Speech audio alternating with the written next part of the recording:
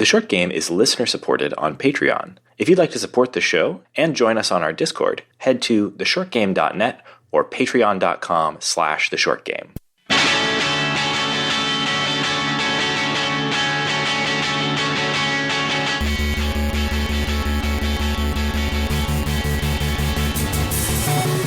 Welcome back to The Short Game. This is a show about short video games, games that respect your time. I'm Raygan Kelly, and this week I am joined by two of my co-hosts and a guest.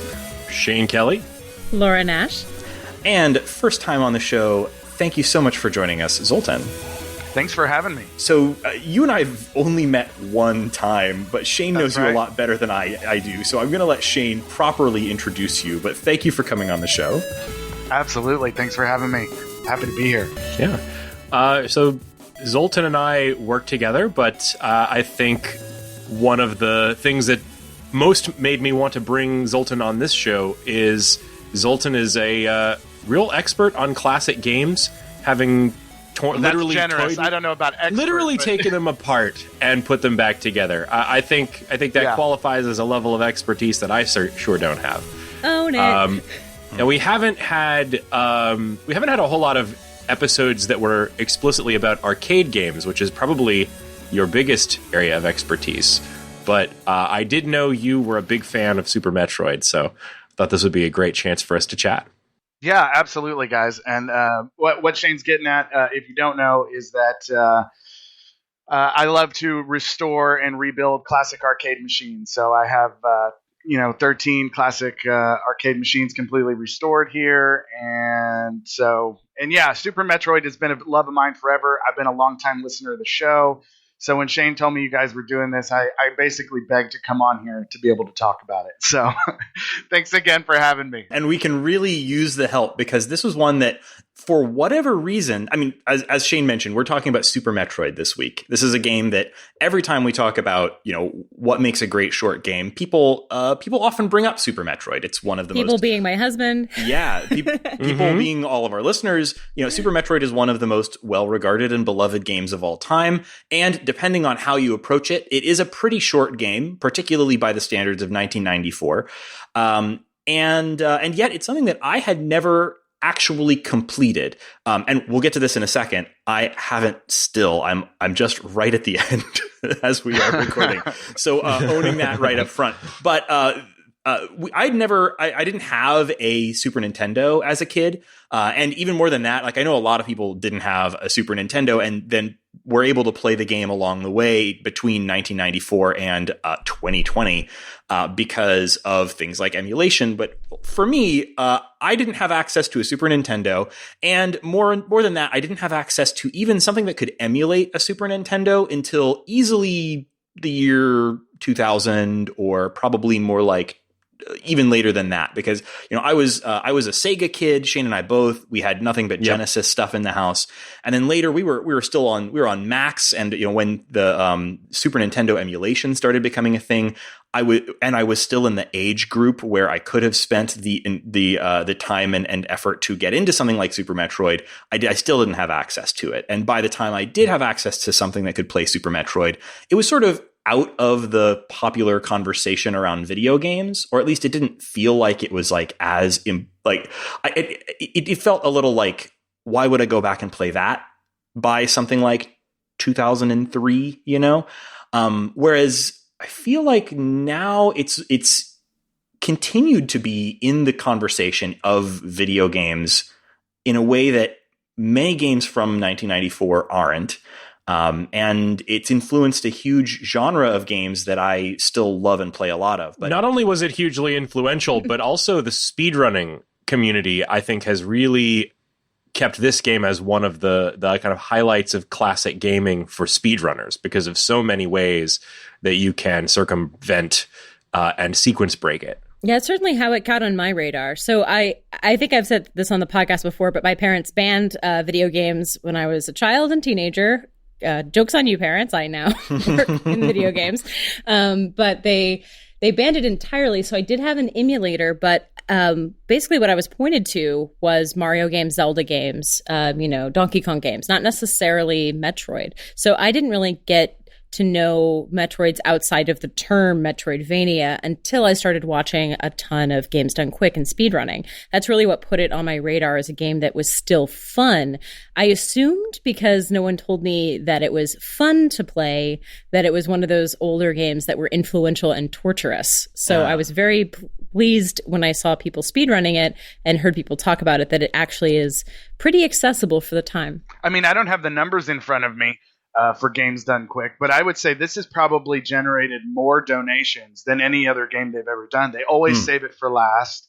They allow, saving the animals or killing the animals. Yeah. So I mean, yeah, it is definitely embraced by the speedrunning community. So it's amazing how you can really play this game in so many different ways, and we can get into that deeper later. But I think that really you can choose what way you want to approach this game when you really do start playing it. So Zoltan, I mean, I know you've played this game many times, but I don't know whether this is something that you picked up as a kid or whether you whether you got into it later in life. Is this something that you played through when you were, of the 1994 video game set, or what are we talking about for you? Yeah, no, absolutely. I got this game in 1994. We were a Nintendo household, so we had a Super Nintendo already.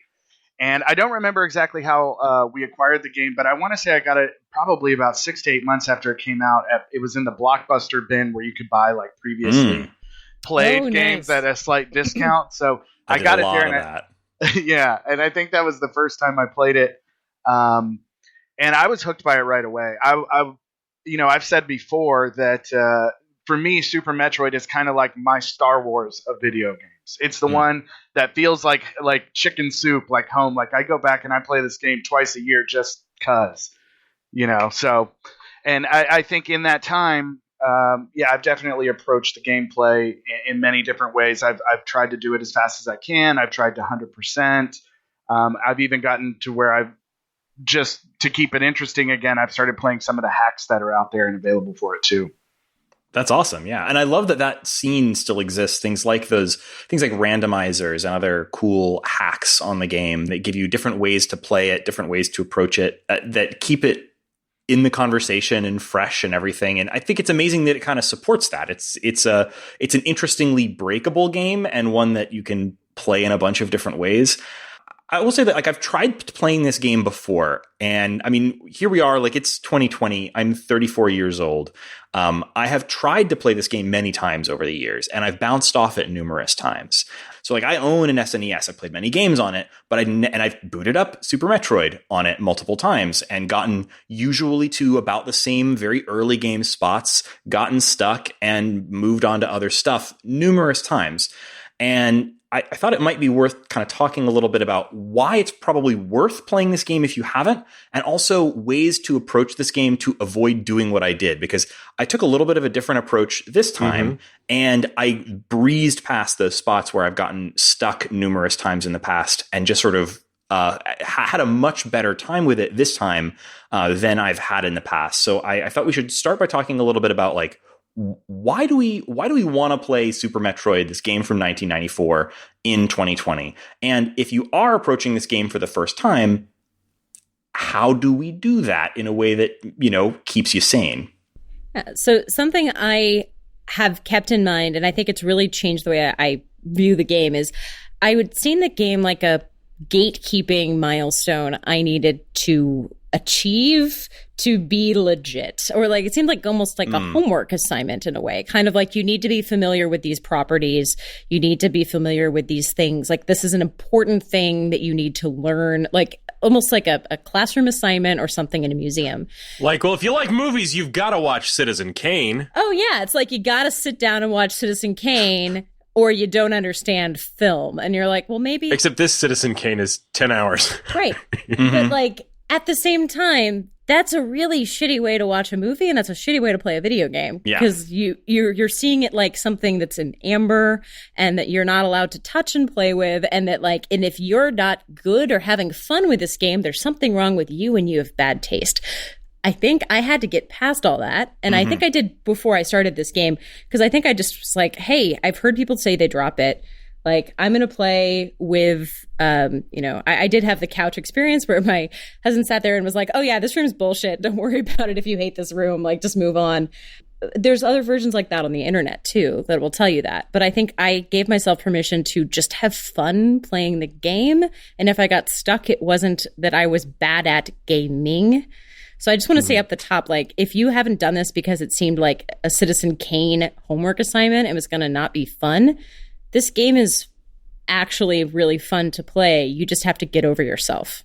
And like Citizen Kane, if you do get over yourself, it's actually a really fun game / movie. Yeah. Like, I love that movie, Citizen Kane, but I can understand why somebody who's like, I'm just into movies, man, and I've never seen Citizen Kane, might find that a kind of an unapproachable experience, or seems like it's not going to be fun before you really give it a shot. Yeah, and if you're watching it trying to, like, look for the history in it and look for the influences while you're playing it, that's gonna not be as fun as like playing it and being later like, oh, I see how that feels like Guacamelee. Like, that was a much more fun way to play rather than like hunting and pecking for nuggets of information to make you sound smart.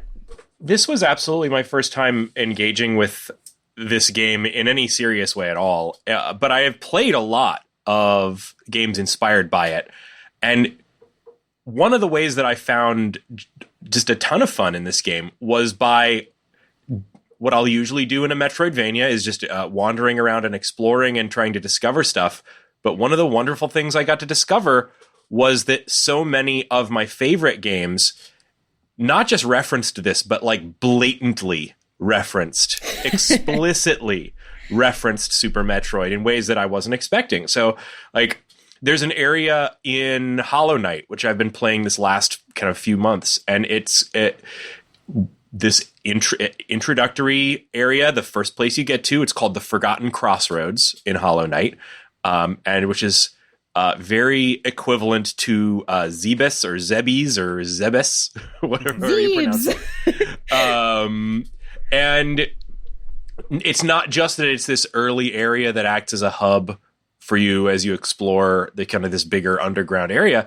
It is an explicit visual reference. In Zebes, there's that long room that is so fun and surprising. I guess anytime you find it for the first time, where you're just falling, and there's tons of these little enemies that are moving back and forth, and there's lots of little platforms in kind of a helical pattern. And that has been almost copied and pasted into Hollow Knight in this Forgotten Crossroads area. And there's even...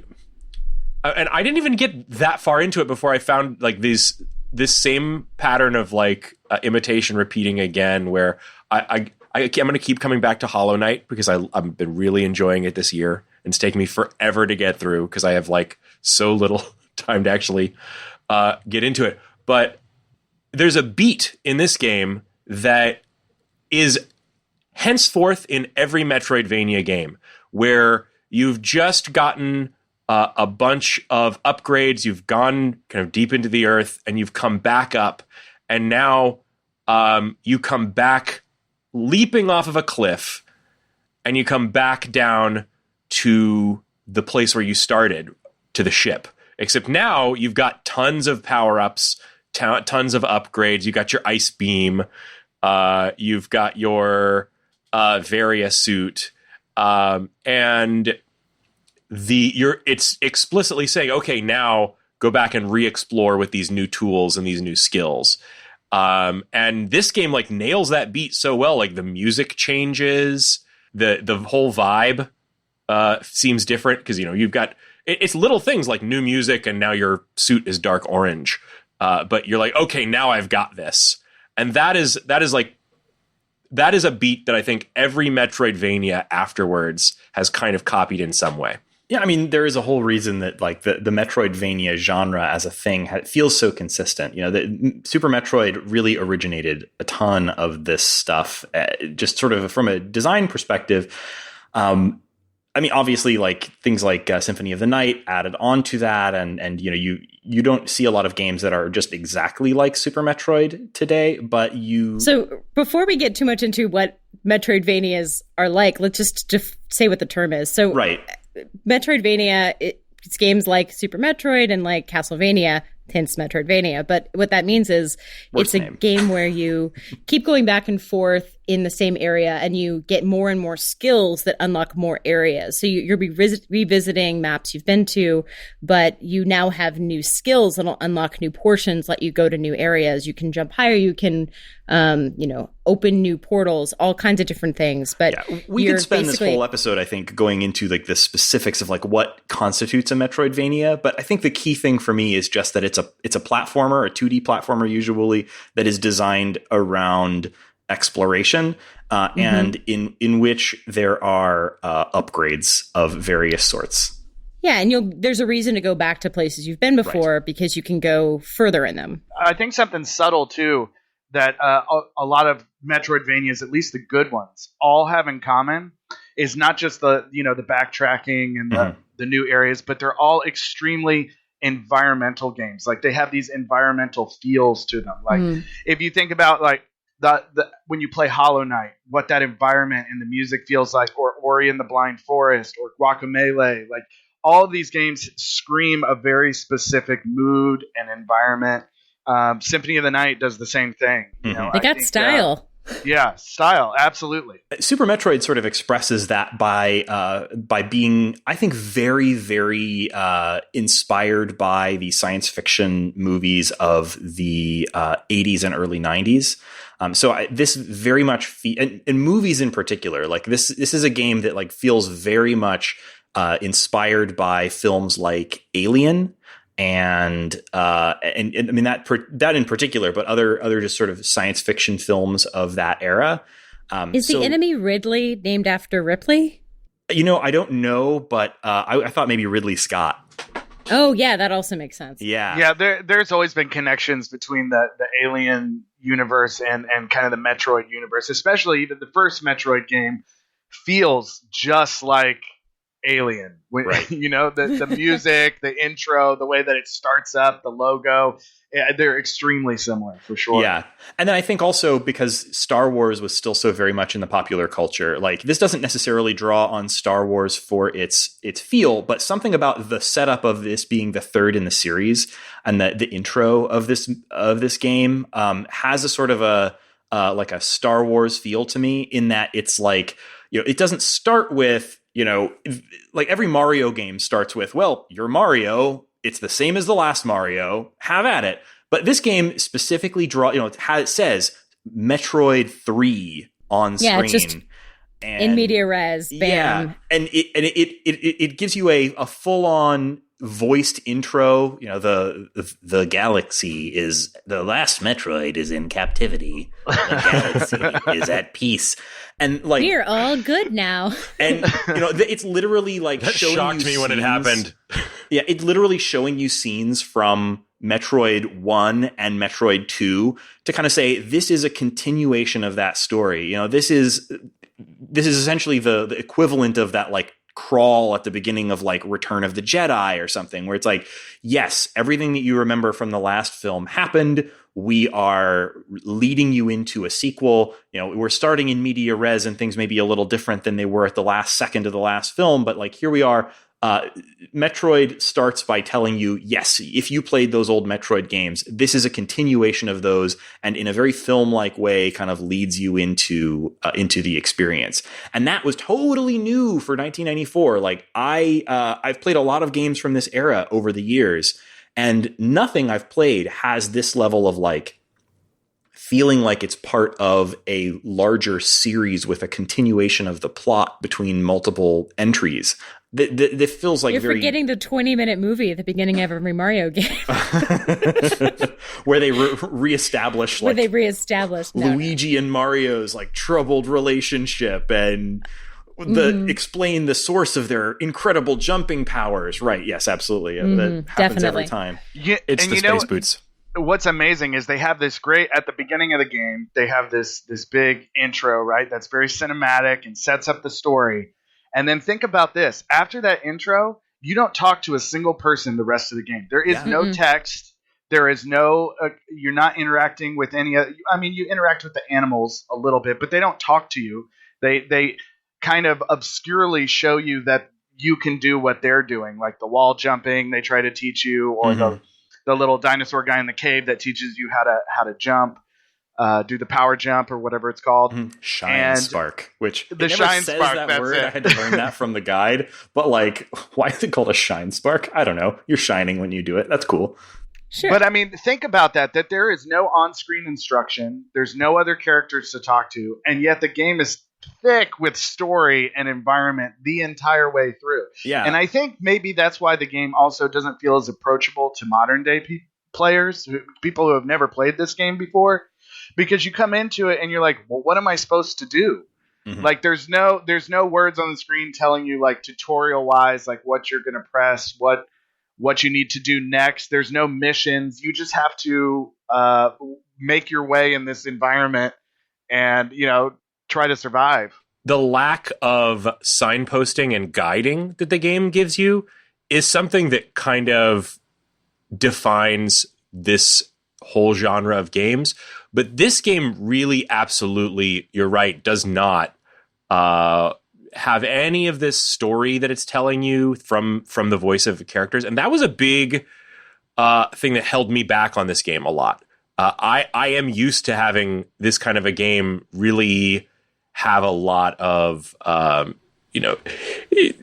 environmental storytelling or characters, NPCs that'll tell you what to do.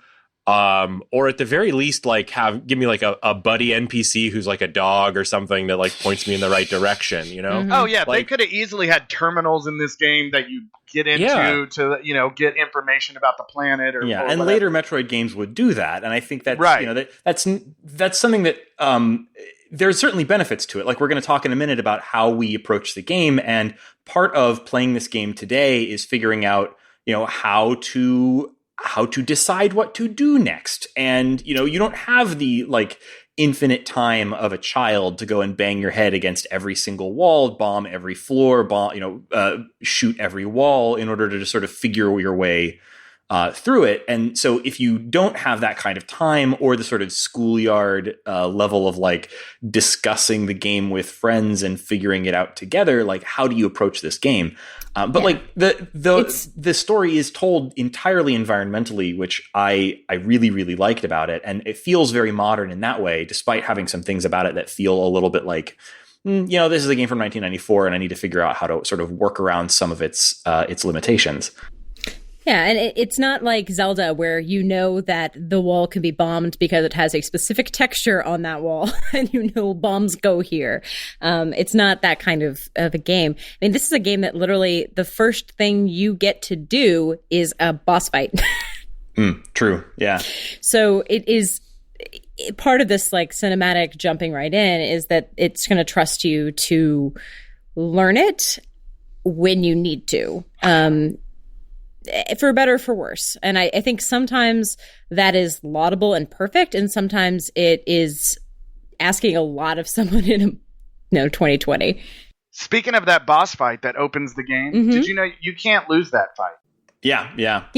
Okay. But I didn't at the time though. Like you don't know the first time you play it, you right? can't lose that fight. Yeah. So like you think that you might die in that fight. And at the beginning I thought, oh, how clever, they're going to put an unwinnable fight at the beginning of the game, and then you're defeated, and then you have to come back up from losing all your power. I thought that was going to be and now you're defeated, and you have to like survive in this cave and like get yourself back up to where you were at the beginning. Like I've played games where you come in with all of the powers and you lose them, and I thought that's what they were doing. So I kind of liked that they put I didn't know if it was going to be a winnable fight or not when I played it. Yeah, and then they throw you right out of that fight into, a timer counting down and everything's shifting left and right. Oh, yeah, timer's going off. And you're like, and I didn't at the time know I could run. Yeah. Yeah, which like great showcase for the tech there. The rotation, sprite rotation was something that the SNES could do that like nothing else on the market. Even a lot of PCs could not do that kind of graphics at the time. So it was like extremely impressive. Oh yeah, you want to do that up front, right in the intro section. Oh, and also, can we just say that your jump in this game is, even before you get powered up, is crazy because you're in this like mecha suit. So you're jumping like twice as much as you would in any other game. Like, you've had this, you feel like you're in a power suit. Oh, and every jump is turned into a quadruple forward flip. Oh, yeah. Just imagine seeing a human being jumping like that. So I've just started this game. There's a timer going down. I'm jumping like way across the screen and flipping 8 times. I'm not sure I'm going to get out in time. It's a great way to start the game.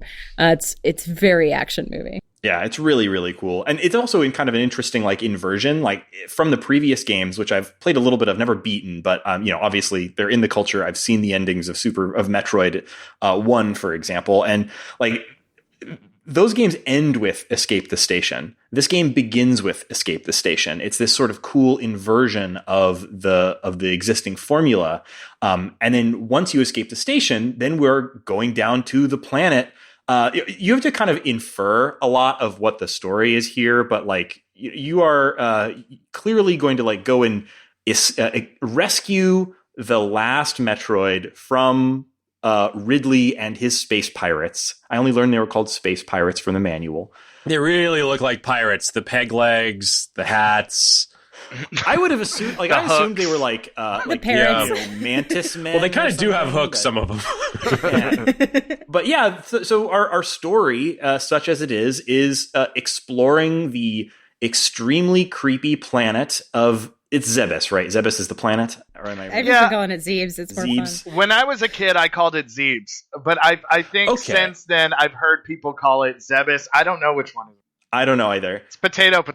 I thought Zebes was an area on the planet. No. It's the whole planet. I think you're probably thinking of like the first area is Crateria. Crateria. Crateria. The crater area. Yeah, the crater area. Crateria is always what I called it. I don't know if that's right. I think I thought it was like cafeteria the first time, so I called it cafeteria for a while. And then I was like, oh, no.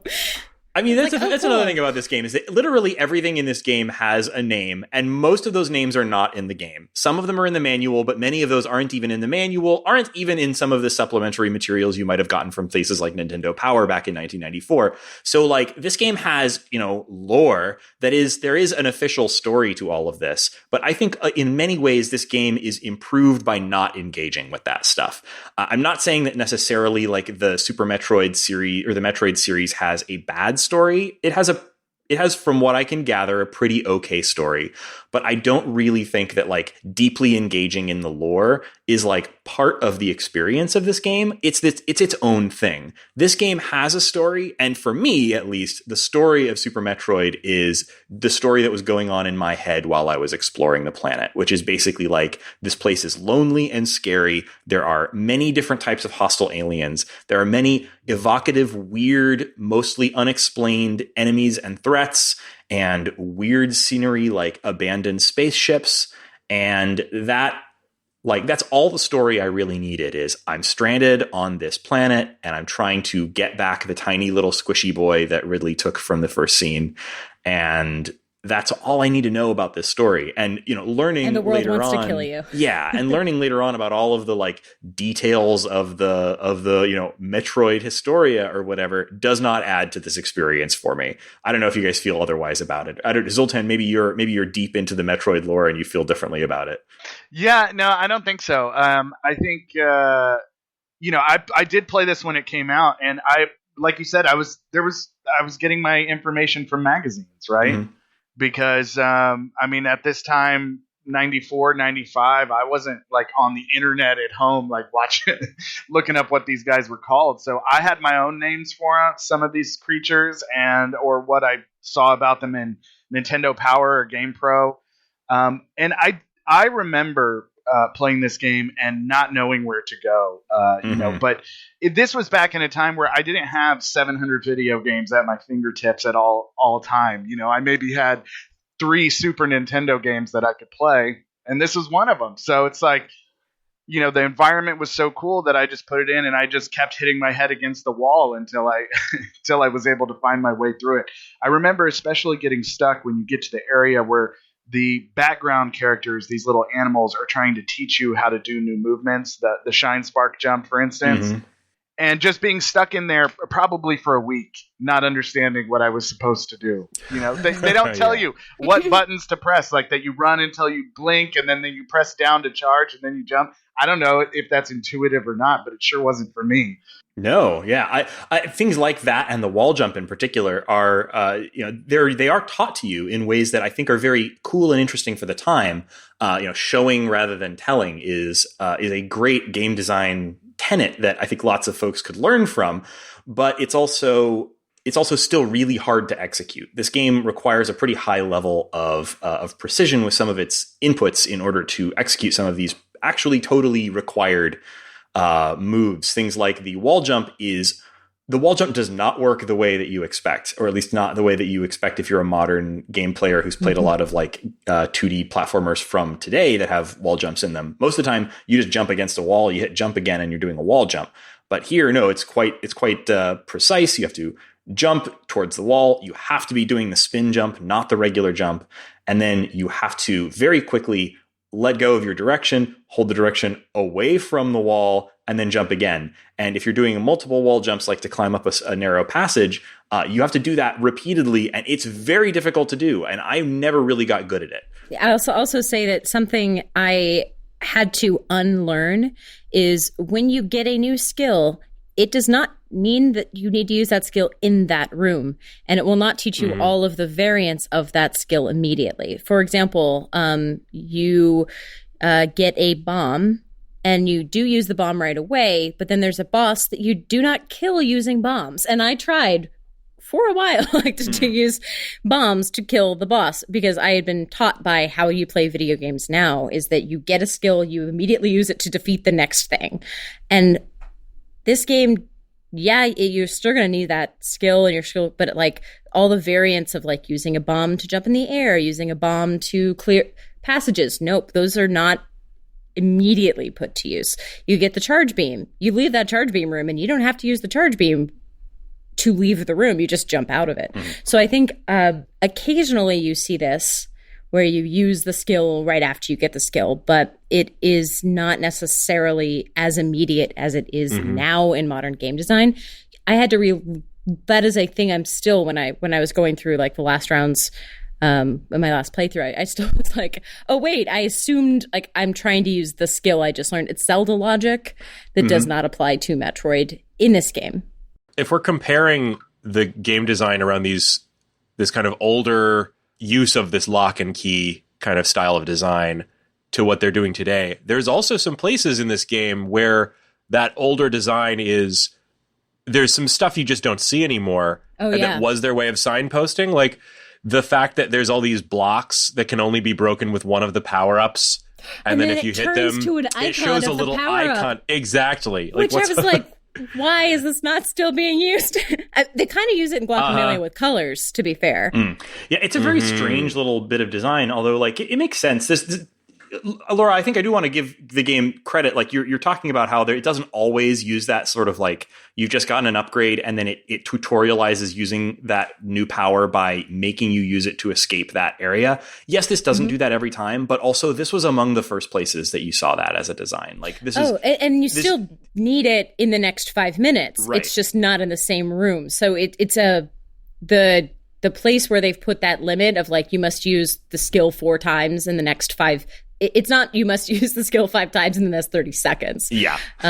It's the next 10 minutes. But when modern games do that, it very much feels like a inspiration drawn on games specifically drawing from this. This is the origin point for a lot of that style of game design. And in many ways it does, later games have kind of refined it, but this game gets a lot of credit for originating a lot of that sort of design language of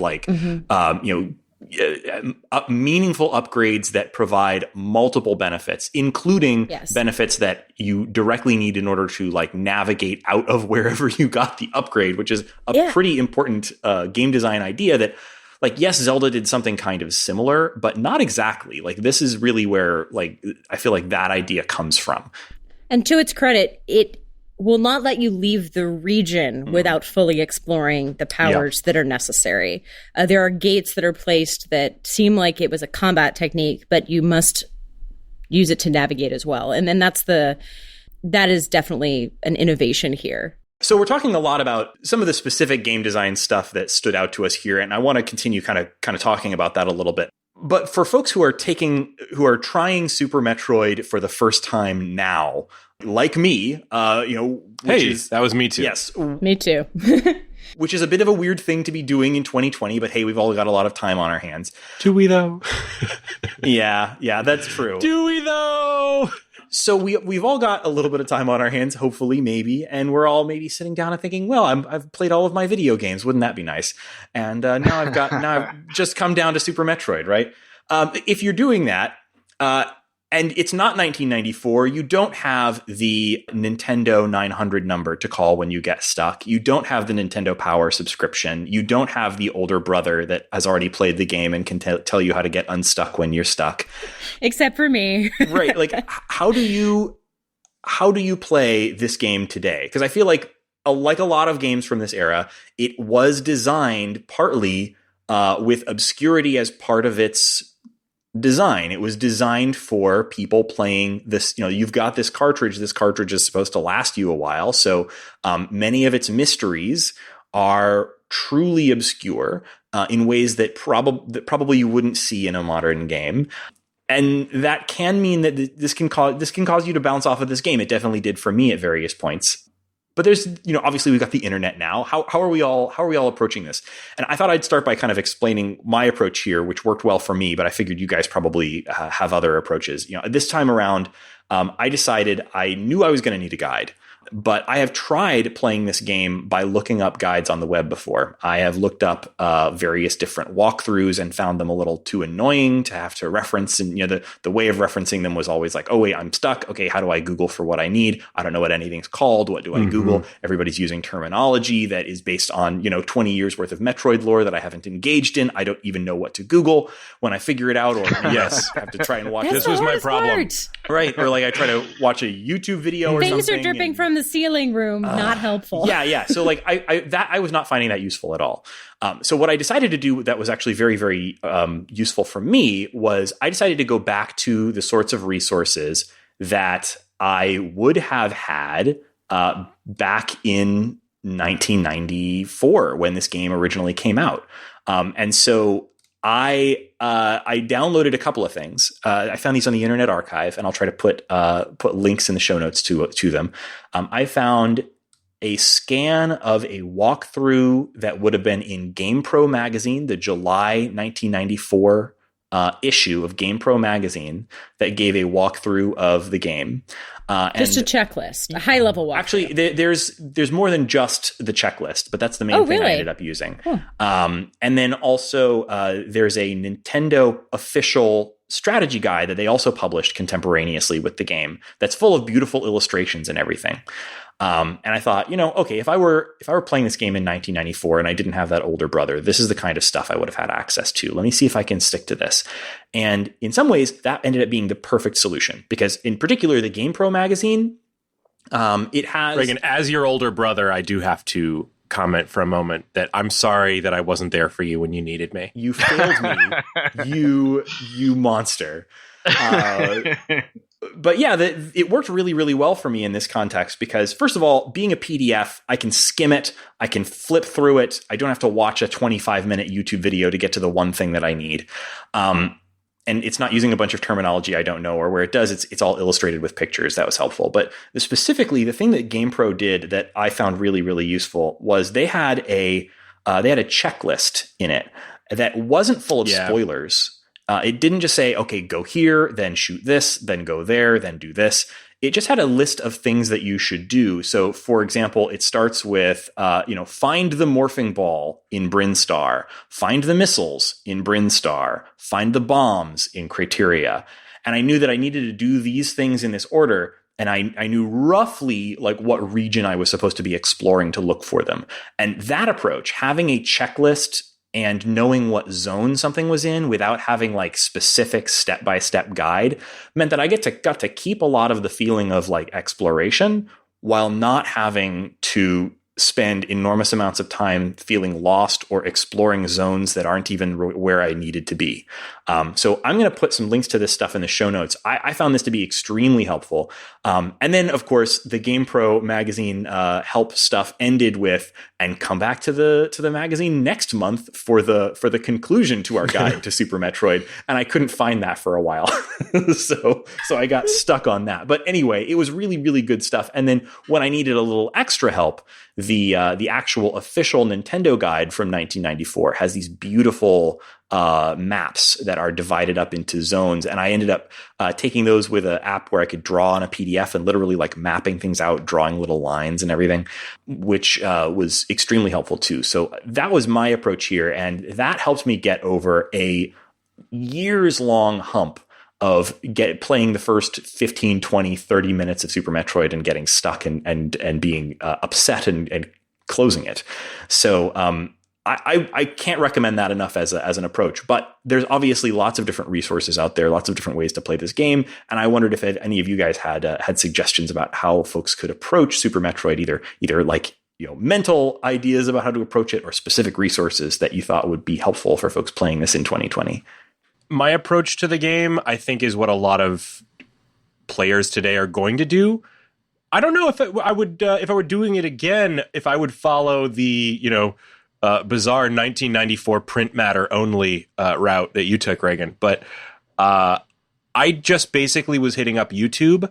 The fact of the matter is there are probably thousands of people running Super Metroid out there on the internet. And if you want to follow someone else's approach to the game, you can just sort of pull one of these up and seek around in the video until you see, oh, well, here's the kind of spot that I'm in. I also found there's been a lot of really excellent kind of video essay style videos made about the game that give you an idea of its structure and like what you can do when. I found one from the channel. I don't know if we've ever mentioned the channel Boss Keys on here before, but they do a very unique thing for a lot of these more open style games. He's got this sort of chart that he makes that shows like, okay, well, once you have this item, like what areas of the game are opened up to you, and like charts it out in a very interesting little visual way, and kind of then talks through the game, showing like, well, here's the actual structure of this game and what parts open up to you when. So that's kind of interesting and neat. You could probably play through the game with something like that. Yeah, I've seen those charts, and they're a brilliant way to kind of map out a game like this. Honestly, I think if I'd had a big printout of one of those, I might have given that a try instead of the kind of creaky old 1994 stuff that I was following, which got kind of confusing when, for example, it didn't know the name for that one boss in Meridia and just called it Worm Boss in all of the text, or like, there's stuff about it that's sort of like of 1994 where it didn't really necessarily know all the best tricks that we know now. You know what I mean? So I would have loved to follow along on one of those cool charts that Boss Keys creates. I think I don't know what the perfect answer is, but there's enough answers out there that probably searching around will find you something. I personally, even following along with that and some things I found on YouTube, I did hit a point right where the game really opens up, right where you have, I believe, gone down to, is it Norfair? And then you come back up and you have the ice beam and the Varia suit. And the high jump at that point. I did not get... Did I have the high jump? I think, yeah. Yeah, you have to get high jump to get freeze beam. Yeah. Okay, so that was after the... So and at that point, then you climb back up, and that's that moment I was talking about earlier, where you get back to the start of the game and start re-exploring with all these new tools. But the game opens up enormously at that point, and the way I was approaching it, I was still at that point just kind of wandering around, like saying, "Oh, like, hey, I could do this now. Hey, I could do this now," but mostly just finding like, "Oh, well, okay, now I get some more missiles or whatever." And that's around the point where I started to waste a ton of time in this game. And when we play the games for the show, we're trying to be economical with our time. And that is where I sunk basically the remainder of my available time to play into this game. So I say once you hit that point, that's where I would say you got to be prepared either with a really organized walkthrough like what you had, Raygan, or you're going to kind of wander and get lost in caves, which is authentic, but might not be what you're looking to do. So I was just going to add a perspective, somebody who's played this before, how Sure. I would advise somebody to like approach this for the first time. I think one of the things that I would say is to rely heavily on your map, right? So, and I think Metroid does a good job of generally giving you no more than like 2 directions, maybe 3 tops that you could go at any given time. So, you can find those little map stations and then it'll upload the known world to your map. But if you look closely at that map, you'll notice that there's always like what looks like going to be 1 exit or maybe 2 exit points from that area. So follow the path of least resistance to those areas. And I think that that's going to be super helpful, keeping you from getting stuck. And then I think the other thing that would really help is maybe not even a walkthrough or look at things that you need to do in order. There's so many moves and combination of moves in this game that are not intuitive that I think just watching some kind of tutorial or reading some kind of, something that tells you what are the moves that you can do with these different powers. So, I mean, think about when you go into a ball and you learn to do the bomb jump, like it never teaches you to do things like that. So, things like the bomb jump, the shine spark, there is, even the charge beam, one of the weapons you get super early on, you can hold down and be charged, and when you're flipping in air, you can destroy enemies that way. And it's so powerful at the beginning of the game, but not something that would be intuitive necessarily, right? So I just think that watching a moves list and relying heavily on your maps and follow the path of least resistance. And then I think what happens, especially in maybe about the halfway point to last third of the game, is that the whole world is just going to open up to you. There's not really going to be anywhere that you can't go at that point. And then they start giving you things like X-ray vision. So I don't know if you guys have gotten this far, but later on you get X-ray vision. And that enables you to see the secrets or the breaks in the walls in every room. So then it gives you a reason to go back through the rest of the game and X-ray everything you can find. And then even later on after that, they give you, the space jump and the screw attack to where you can essentially jump continuously. So now there's no heights that are stopping you anywhere. So, but yeah, the moves list and the map, I think, is definitely required before playing this game for the first time today. Yeah, I think the moves list in particular is a pretty good idea because there's definitely going to be places that, like, if you aren't familiar with what all the powers that you can get are, there's going to be times where you're going to get to, like, I don't know, an inaccessible place that you want to jump to, and you might not know if you can get up there yet. And, if you know a little bit about the moves, you might know, okay, this is probably something that I need the shine spark in order to get up there. Or this is probably something where I'm going to need the ice beam in order to freeze that enemy and jump on them as a platform. Oh, that's a great example. Yeah. Yeah. And like, if you don't know that exists, you might see that spot and waste a bunch of time trying to figure out a way around it or up there that you don't have access to yet. Yeah, and I played this with the equivalent of an older brother, which was my husband watched me play, and then occasionally would be like, "Oh yeah, this room is bullshit. Don't worry if you get stuck here. Like this is a notorious room. Don't worry about it." He's like, "This room is called the New Bridge." The New Bridge. Yeah, and I'll say like, if you're looking in any article written around the time the Wii version of this came out, don't read any of the commenters because they're all awful. They're like, you can't play this game if you need help. It's dumb. Most people played this game with help in magazines at the time.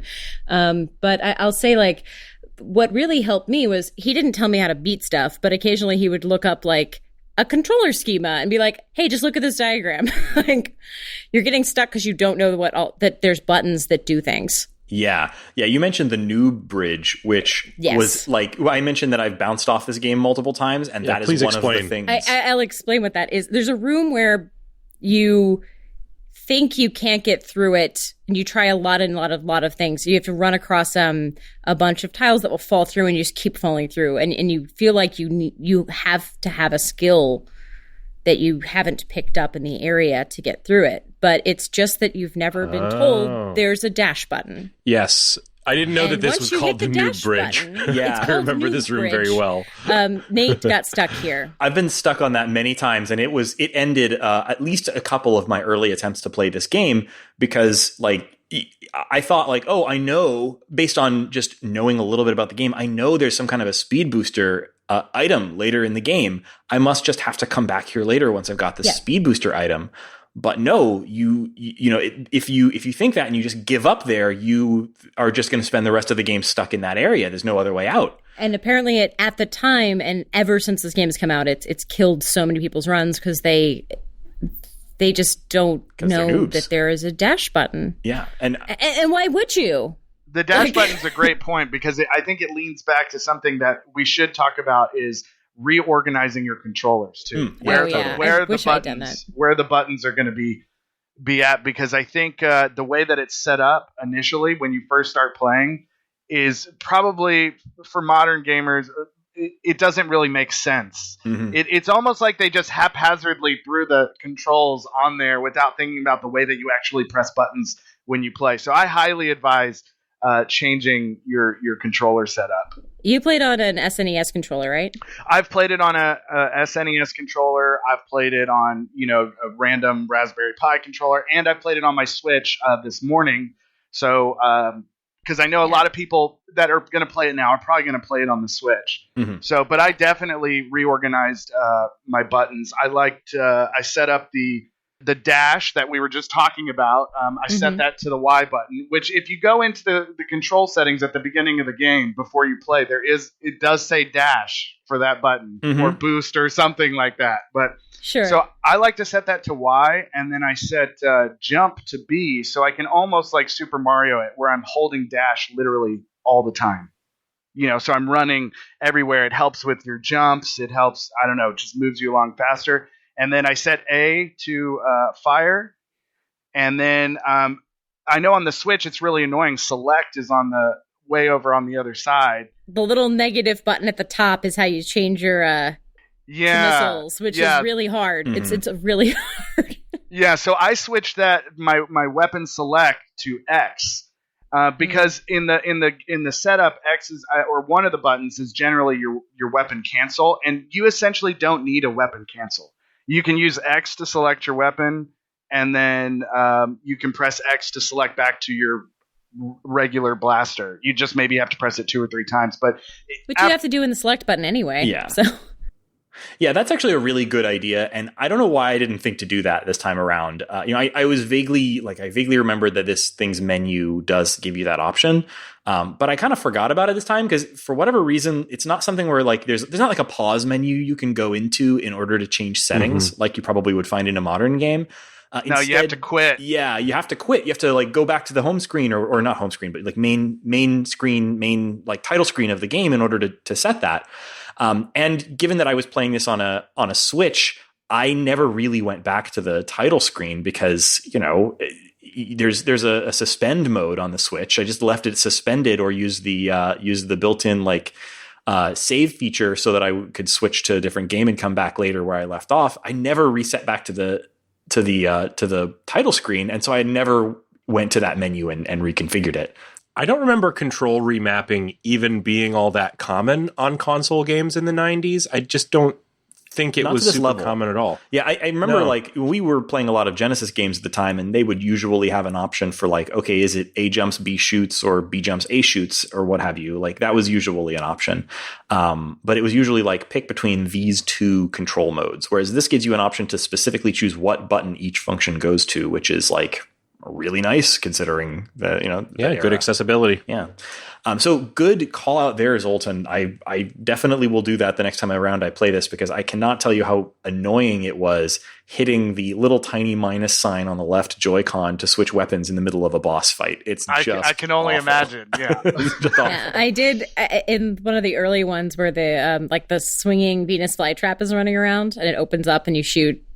And I just found a corner Oh yeah. Yeah, there's a little corner you can duck You into just a duck in ball the corner, and just hang and that's out. Yeah. I would only weapon change in that corner because it was like so slow. But it's totally doable. And you're right. Like, I think probably mapping like weapon select to one of the face buttons and having weapon cancel beyond select is probably the right way to go. Otherwise, I got used to the controls. It was a little odd at first having like this game kind of the default setup has you putting basically your thumb on X and A, which like every other SNES game and most modern games would have your position with your, sort of default thumb resting position on like Y and B, if that makes sense. So it just feels weird. But once I got used to that, I felt like its default setup for the like jumping and shooting made sense to me. But I'm definitely going to explore the different options for weapon selecting because that was always bad. Same thing here. Mm-hmm. Mm-hmm. So listeners of the show probably know, like, we're not always in the business of going through beat by beat, moment by moment through a game. And this game has, there's a lot of cool specific moments and stuff to talk about. If you're interested in a beat by beat deep dive into the zones and mechanics of Super Metroid, I can point you to other podcasts. For example, my favorite retro game podcast, Watch Out for Fireballs, did episode 100 on this, and they did a really, really great job of kind of going into great depth about each zone in order, talking about every upgrade, every moment. And I enjoyed listening to that. But I thought maybe we could take a quick second, talk about any specific moments, beats, maybe even just upgrades that really stand out to any of you guys as something that you enjoyed using or thought was interesting or anything like that. I can kind of start, and I wanted to talk a little bit about my favorite boss fight in this game, the fight with Crocomire. So I know Crocomire is about sort of midpoint here, and the boss fights are kind of tough. I don't know if you guys, I know Zoltan's fought Crocomire probably dozens of times, but I don't know if you guys describe what Crocomire means, because I don't know the names. Yeah, me and of him things. have history. Yeah, Crocomire is red, and he's got multiple eyes, and he's kind of like a big squat dinosaur. And he's in Norfair, so he's pretty far into the game. He's kind of deep in the ground, and Crocomire is. So you're going to have to fight him because, like, you guys probably saw in the beginning of the game, you can find that giant golden statue of all of the bosses, and you kind of know, okay, each of these is something I'm going to have to fight. And when you see Crocomire, immediately like, okay, this is one of those guys that I know I'm going to have to fight. But I didn't initially attack him, and he didn't attack me, and that was a really wild moment because, like, okay, the music starts spinning up, but I'm just standing there, and so is he. Just sort of like a little standoff, right? And after a minute, I was like, oh, I guess I'm supposed to start the fight myself. I was like looking around, I was like, can I get around this guy? Can I jump over him? Nope. Is there another way out of this room? Nope. Big boy. He just stands there. And I thought that was kind of a cool moment. And then once I finally did start the fight, first of all, it's the boss fights in this game are not my favorite part about Super Metroid. And I think, in terms of design, Super Metroid's boss fights a lot of them are very much just sort of like, shoot the guy in the mouth or in the eye, use your big bombs or something. There's not a lot of very creative design, but where they really, really nail it is in sort of the aesthetic and the sort of mystique of the bosses. And Crocomire is a really cool, gigantic, scary-looking sprite, very, very dramatic for the SNES. And once you the fight with Crocomire is mostly about sort of pushing him off of a platform because you're in a room that has a spike wall behind you, and he'll try to push you towards the spike wall to kill you. And your job is to shoot him in the mouth, which makes him stumble backwards into a giant vat of acid. And then he's constantly moving his little arm up and down, blocking all your shots. Oh, yeah. It's kind of hard to do. I definitely didn't get it the first time. But the second time through, I did finally, like, once I figured out, the main thing was that I figured out I didn't have to use the missiles. I could use the charge beam for it because I kept running out of missiles. But you can use the charge beam for it, and it's very effective. And eventually I knocked him into the acid. And it is the most ghastly thing I've ever seen on a Super Nintendo game. So he melts. They spent a lot of their, like, I don't know, sprite budget giving you a really dramatic. It's some Raiders of the Lost Ark shit. I'm melting. Gross. Yeah. And he makes this scream that's like I didn't know the SNES could make screams like that. And I felt really bad because just like he was just hanging out, man. He was just hanging out in his big cool room next to his cool pit of acid and his cool spike wall, and he wasn't hurting anybody. And then I come down. He literally didn't attack you until you attacked him. And then I push him into a vat of acid that just destroys him. And then there's that incredible moment where you've finished up in the room, you've melted poor Crocomire, and you're looking for the way out. Poor Crocomire. And you think there's no way out. And then through the wall, Crocomire's giant skeleton, apparently he's still alive, even though literally all of his flesh has melted away. And he busts through the wall like he's going to attack you. And I jumped, man. I jumped. And then he just straight up dies. Like you think he's going to, I was on like 1 pixel of health or whatever. And I thought for sure, okay, this is it. But no, he just busts into like, and I was like, I wasn't sure if he was like busting in to try and, get revenge, or if he was like using his last dying breath to be like, oh no, that poor person that had this terrible misunderstanding with me is going to be trapped in my lair. Let me use my last dying breath to let them out. I felt bad for killing Crocomire, but it was also probably my favorite moment in the game. So like, I don't know. Anybody have any other like specific stuff you really liked? Well, I've thought about it a bunch of times. And I think the parts that I love doing over and over again is I love how the pace of the game where it takes you to start like way deep down in the ground, and you're in the ground and in the ground for, if it's your first playthrough, a long time. And then you finally come up to the wrecked ship. Oh, the wrecked ship. And you're outside in this outside environment with the water and the whole wrecked ship where you go in at first and it's just like ghosts. It's kind of a ghost ship thing going on. And then you finally get to turn everything back on. You get the power running. You get rid of the ghosts. I don't know. Just that segment of the game was super memorable for me, and something that I've every time I play through that part of the game, I just love it. Yeah, my favorite thing in the wrecked ship is coming, you fought your way through the area just outside the wrecked ship, and it's a bit of a hard fight. And then you get inside, and the first thing you find is a save point. And that's very exciting. And then you realize that the save point is deactivated because there's no power in the wrecked ship. And that's the first time you've seen that. Yeah. That's such a cool, like I didn't even know the game was going to pull those kinds of tricks on me. I didn't know that if there's no power, then the save point doesn't work. That was cool. And then of course you find your way through and turn on the ship and that activates the save point. But that was just such a cool, playing with the elements of the game that you kind of thought were these immutable things, right? Like you think saving is just a thing you do in games, right? It doesn't require the generator be on, but it does. And that was just super cool. That's awesome. And then, of course, I think at the end, too, everybody, is there spoilers for a game like this? Because it is, how old is this game? But, the mother brain it's fight. not the point, yeah. You're not playing it for the plot. Yeah, the mother brain fight at the end is that. Oh, you mean you fight mother brain at the end?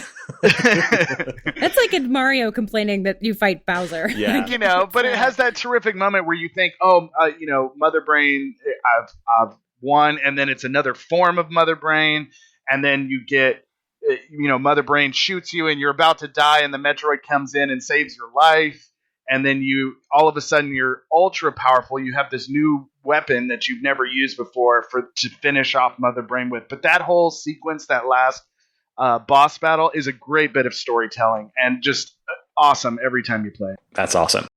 Mine's a tiny one, but I just wanted to shout out because I have a lot of the similar feelings than you guys do. But I think I was out of control, excited for the tiny bit of this. The fact that the bomb jump, that you can bomb, bombs will help you jump, made me so excited for the rest of what this game had to offer. It's pretty early, and the fact that you're in the morph ball and you drop a bomb and it helps you move. I have played so many games where bombs hurt you, that you set your own bomb off and it kills you, that bombs are only for getting through doors, and I have yet to see any other game rip off that mechanic, and I want more games to rip off bombs helping you propel yourself forward, or safe bombs where you can't get exploded by your own bombs. Just more people have bombs that do other things, please. It made me mad that this was in a game in 1994 and no one has ripped it off. Why is no one ripped off the bomb jump? Well, I think the reason for that is because you can essentially break Super Metroid if you get good enough at bomb jumping. You can totally break it with bomb jumping. Sure, I've seen the speed runs, and bomb jumps are huge in speed runs. But or if you have a turbo controller, this is something I realized when I was trying this on the actual SNES, is that like if you put your controller on turbo and you just hold down the button, then you can essentially fly with those bomb jumps to any height. And that's an amazing thing to discover, but it's very broken, but it's also like really cool. It's one of the many ways that this game lets you like exploit its mechanics. I've seen speedrunners use bomb jumps a lot, but like still, it's just such a shame that this is an innovation that I've played, no one has ripped off yet. Come on, guys. I was expecting everything in this game to have been ripped off, and that was the first thing I encountered that has had no equivalent in any game I've played. Yeah, that's weird now that you mention it. Like tons of games have bombs that function similarly to this, except that they almost universally, the bombs hurt you. That is something that bombs hurt you. I don't usually, like I was thinking about safe bombs. Oh, like I've played a ton of games that feature bombs incredibly heavily, but now that you're mentioning it, I can't think of a lot where you can just straight up sit on your own bomb and use it to move. Why can't you sit on your own bomb and use it to like, if you're it is the future in this game. You have a lot of technology. Why would you have bombs that hurt you? Yeah, that's a really good question. Game developers, more bomb-proof heroines. Bomb-proof heroines, please. Awesome. Lots of our listeners have written in with their thoughts about Super Metroid as well. We had a good conversation about it on our Discord. A couple of folks sent us some nice little paragraphs with some thoughts, and I thought I'd read a couple of those here. Listener Ted wrote to us via contact at theshortgame.net. Super Metroid is an important game, quotation marks there, but it's also a rich, fun, and unique experience. And along with Symphony of the Night, it's solidified a genre. A couple of thoughts on why the game is great. Atmosphere and exploration. Very few games on the SNES have such a strong sense of place. Super agree. Yep. The sounds, music, largely ambient and wildly different from most of the soundtracks in the time. And visuals all work in unison to set the tone. From the first Metroid squark, when you first fire up the cartridge, to the Blade Runner-esque ending theme, the game uses all of the tools available on the SNES to make you feel the planet zib, zib, zib, zib, zib, zib. Environmental storytelling. Super Metroid is rich with detailed environments. The dead bounty hunter outside of Kraid's lair. I forgot to mention that. Man, what a moment there when you come upon that corpse that is wearing a very similar but slightly different power suit to yours, and it's covered in those little bugs that scurry away when you come close to it. That is a great moment of like, oh, I'm about to walk into trouble now. And that's pretty early in the game. And it never repeats that. You know, they took the however many K on that valuable cartridge space to include that one-off sprite just to give you that one creepy moment. I love it. He says, my younger self created entire worlds with these small details. The standout set piece happens near the end of the game. A beautiful scene involving Samus, Mother Brain, and the last Metroid occurs without any words or dialogues. Only the visuals, music, and sound effects and player interaction tell the story. And he goes on with a bunch of other great notes here, but I'll mention that Ted also gave a plug to his own podcast, which is called Do You Want to Continue? And so thank you, Ted, and hopefully folks can check out that podcast too if you want some of Ted's thoughts about Super Metroid perhaps, or other games. And also we got some great feedback from Dave Giza in the Discord. He says, I was definitely too young to play it when it came out and only played it all the way through for the first time within the last 5 years. So obviously he's getting a little more similar experience to what we did. I think, and this is not just nostalgia, as I wasn't able to experience it firsthand contemporaneously, that there is an elegance to the simplicity of this game that stems from when it was made. It doesn't strain under expectations of its franchise, nor does it need to justify an exorbitant budget or hype cycle. Rather, it just simply is. And it is so, for lack of a better term, eminently playable in a way that I find only 2D hyper-polished games are. There is certainly a learning curve to maneuvering the world, but there is no period of learning to actually control Samus. You just play the game. And what a game. Beautiful sprites and backgrounds, and also expressive for the limitations of the SNES hardware and design. And I can't agree enough. It's extremely polished. I think you could easily take a game like Super Metroid and put this out today as a, I don't know, modern indie game, and there's really nothing missing. Like there's few games that have this level of polish, and it just works on a level that's really surprising for a game of this sort of vintage. Yeah, I think that's one of the reasons why we were so we kept talking about the guides and the expectations of not holding your hand, because it looks so good that you think it could be a modern game, and it's very easy to forget you're playing a game that's this old. Yeah, and that is sometimes a source of dissonance, right? Because like I'm sitting there playing this game on my Switch, and I'm enjoying it, and then I run into like something that probably would have been forward thinking for 1994, but maybe little elements that feel a little bit antique, and they feel a little bit more antique given that like I've so immersed myself in the game that I've forgotten that I'm playing something from 1994. That happened to me several times throughout this game. And the music is just so killer. Oh, God, yes. Ted said it in his review, and when you read that, I was thinking to myself, we can't get out of talking about Super Metroid without at least mentioning the soundtrack. Yeah.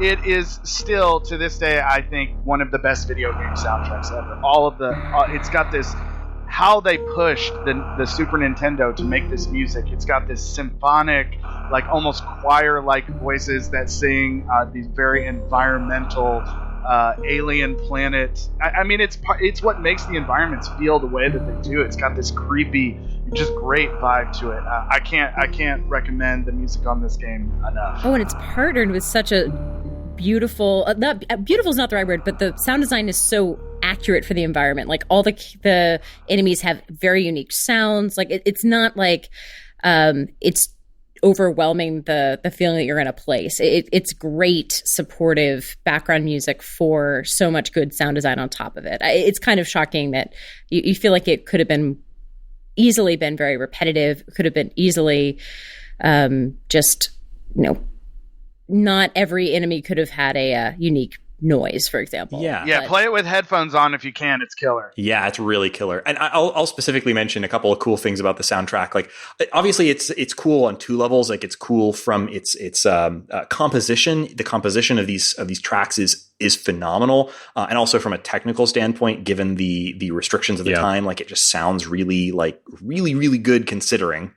But it's also really well composed, and something that I've listened to several times over the years, and I recommend people go check out if you know the soundtrack to Super Metroid and you like it. There was a project a few years ago by somebody. I think their name was. I think they're called Luminist, and it's called Super Metroid Resynthesized, and they took the entire soundtrack of Super Metroid and played it on analog synths.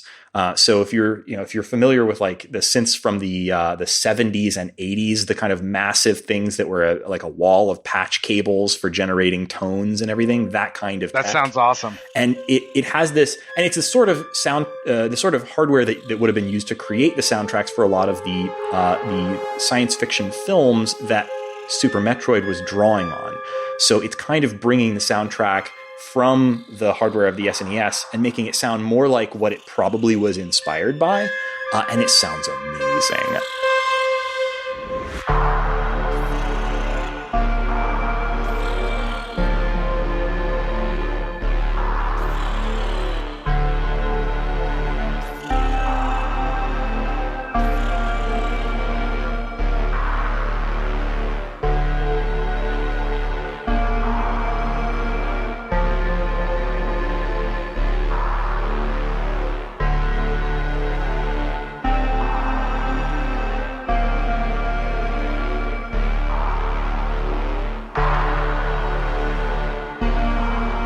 Check that out. If you search for Super Metroid Resynthesized, you'll find those tracks, and they are awesome. And it really sort of highlights how good the composition is on these. Apart from just being great video game soundtracks, like it would fit as a killer film soundtrack or just awesome music. So 100% agree. Love the soundtrack to Super Metroid. I will say the guy that was the main composer for this, Kenji Yamamoto, you will also find his name on the credits for Legend of Zelda Breath of the Wild. Oh. So, Yeah, I didn't know that. That's cool. That's one of the amazing things about Nintendo is like people who work there, they just work there for life. And like you'll see people in the credits on like a modern Nintendo game that's like, well, this person has been there since the Famicom or something, and they've got this incredible like institutional knowledge. People who've just worked on these games in one form or another for decades. It's amazing. So give us a new Metroid already. I know, right? My God. Okay, and like this. So I mean, when we decided we were going to do a Metroid game, there was quite a bit of talk on our Discord about which one we should do. And I think Super Metroid is probably the right answer in some ways, although I've played more of some of the other Metroid games. So like the GBA Metroid games, both Fusion and was it First Mission? I forget the title. Zero Mission. Are both great and have a little bit more sort of modern design. So, different ways of handling saving games, a little more hinting about like where to go and what to do next. And in some ways that can be seen as good. You'll definitely feel more forward momentum in those games. But in some ways it doesn't. So like, you lose a little bit by not having the sort of feeling of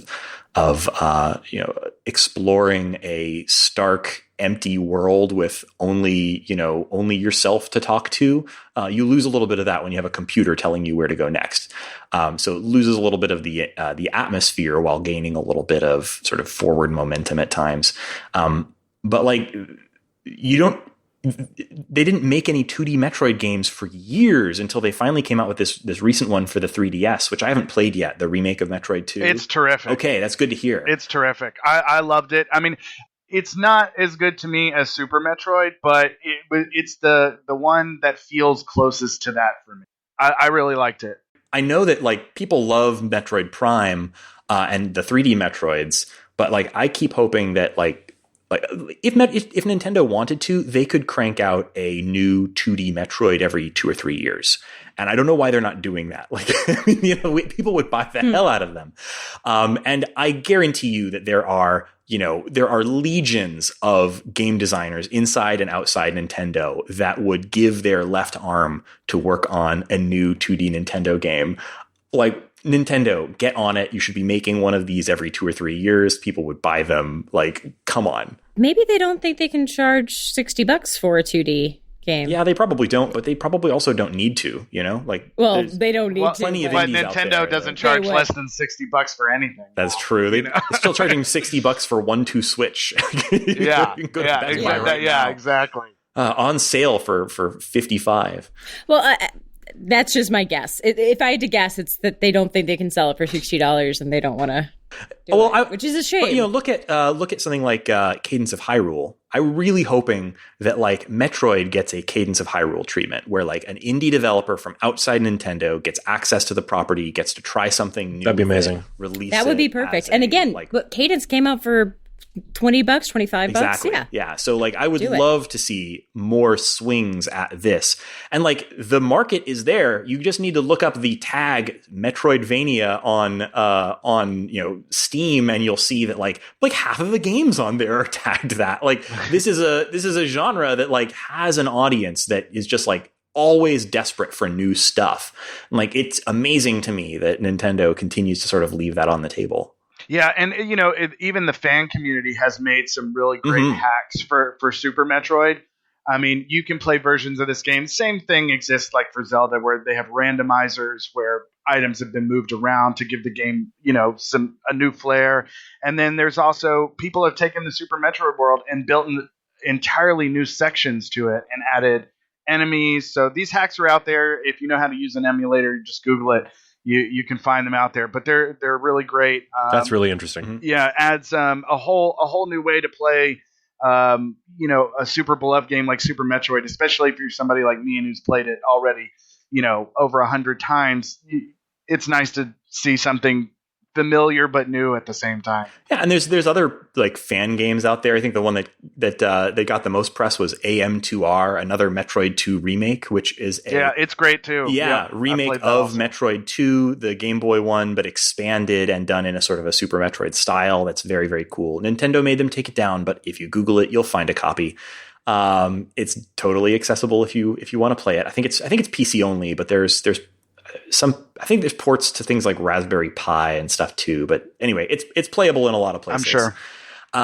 And obviously, like tons and tons and tons of games draw from this. So, like, if this is your jam, then you'll never lack for one of these to play. I play probably at least one Metroidvania-esque game per year, and it's sometimes the real challenge is just picking which of them is going to be the one that I pick up at any given time, because all the time there's new ones coming out that I'm like, that one looks cool, I'd like to play that, and I just don't have the time.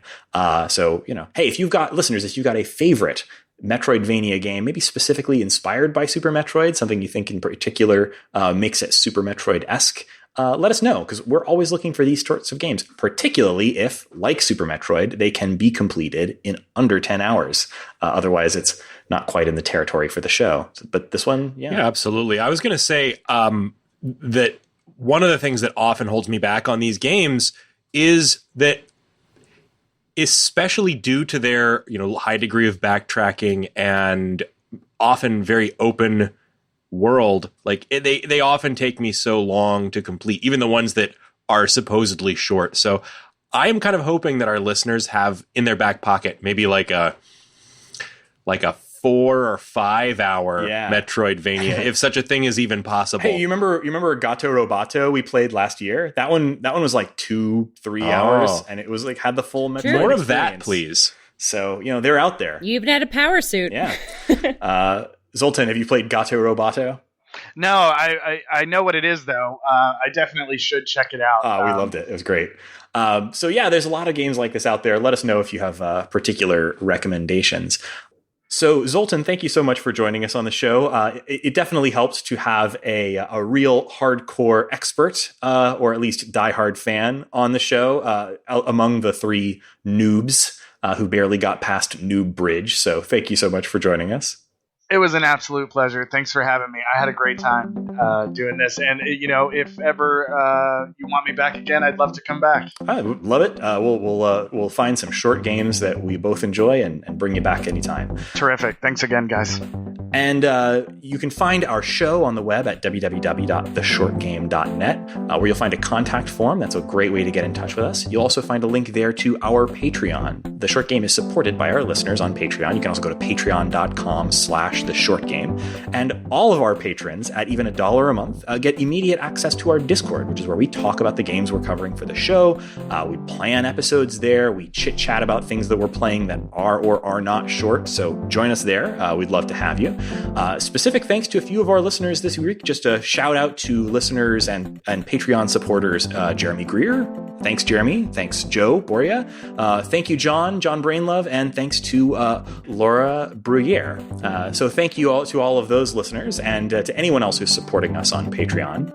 You can find our show on Twitter @_shortgame. And you can find me personally on Twitter @RayganK. That's RayGanK. Laura, where can people find you? You can find me on Twitter @LauraJNash. And Shane, where can people find you?